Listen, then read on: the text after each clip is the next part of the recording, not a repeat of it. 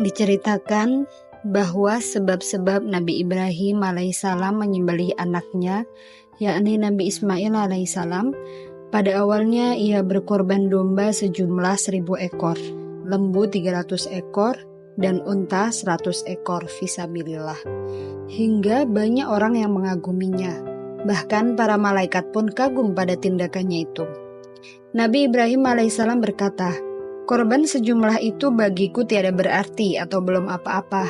Demi Allah, kalau saja aku punya seorang anak putra, pasti aku menyembelihnya fisabilillah dan kukorbankan kepada Allah Subhanahu wa taala." Alkisah, setelah melewati masa cukup lama, ia pun lupa pada persyaratannya atau ucapannya itu.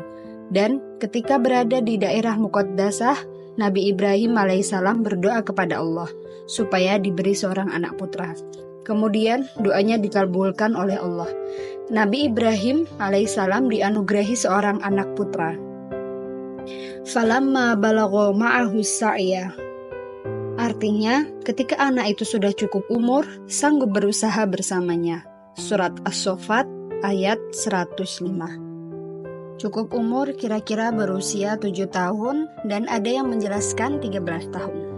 Lafadz ma'ahu dalam penjelasan atau bayan, yakni ketika ia cukup umur atau mencapai batas sanggup berusaha, lalu diserukan kepadanya lewat mimpi, "Penuhilah nazarmu dulu." Ibnu Abbas radhiyallahu an menjelaskan, pada malam tarwiyah hari 8 Zulhijjah, Nabi Ibrahim tidur dan ada orang yang berseru dalam mimpinya, "Wahai Ibrahim, penuhilah nazarmu." Maka esok harinya ia pun berpikir, mengingat-ingat, dan adakah mimpi semalam itu dari Allah ataukah dari setan? Itulah sebabnya disebut hari tarwiyah. Dan pada malam berikutnya, ia mimpi yang kedua kalinya dengan impian sama.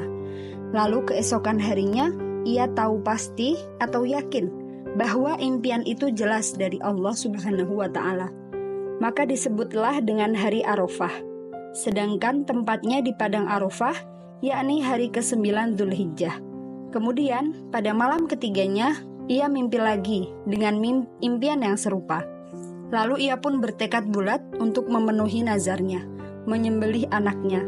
Itulah sebabnya keesokan harinya disebut dengan Yaumun Nahar, hari menyembelih kurban. Alkisah, ketika ia hendak berangkat bersama putranya atau Nabi Ismail alaihissalam menuju tempat penyembelihan, berkatalah kepada istrinya yang bernama